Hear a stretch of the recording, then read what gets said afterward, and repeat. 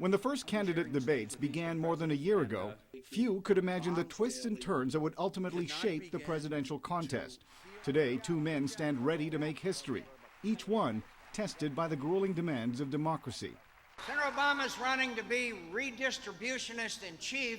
I'm running to be commander-in-chief. John McCain wants to have a debate about who has the temperament and judgment to serve as the next commander-in-chief. That's a debate I'm ready to have.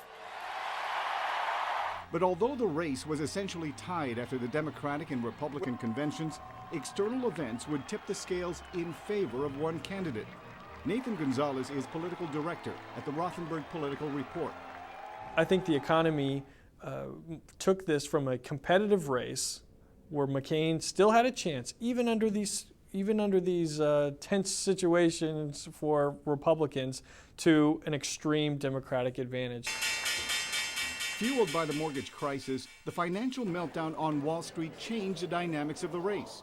Professor Robert Johnson at George Washington University says all of a sudden, questions about the war in Iraq, security, and foreign affairs were trumped by pocketbook issues. What's going to happen to my bank? What's going to happen to the money that I have in my 401k? And will I, in fact, have money to send my kids to college? Will I have a job? Many Americans blamed the party in power, the Republicans, for their shrinking stock portfolios and for the declining values of their homes.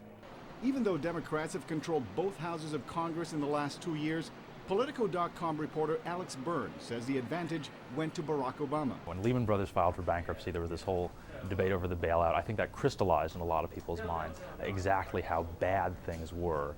And for a candidate like Barack Obama, that was very fortuitous because he's the one running on the message of change. Tomorrow morning, I'll suspend my campaign and return to Washington. Senator McCain's gambit to suspend his campaign to pass the Bush administration's $700 billion rescue package only helped to highlight the contrast between the two men. Obama refused to suspend his campaign. There are times for politics, and then there are times to rise above in politics and do what's right for the country. Despite Republican attempts to paint Obama as inexperienced, Johnson says Obama's performance during 3 debates also helped solidify public perceptions. During the debates, he was calm, collected, cool, and he spoke quite well and defended himself against attacks, which, frankly, a lot of them were irrelevant to the main question on people's minds. Although Obama is leading in some polls, McCain campaign strategists say internal polls show the race too close to call. But regardless of who wins, change will come to Washington. Political experts agree the biggest challenge for the next president will be fixing the broken U.S. economy. Mil Arcega, VOA News.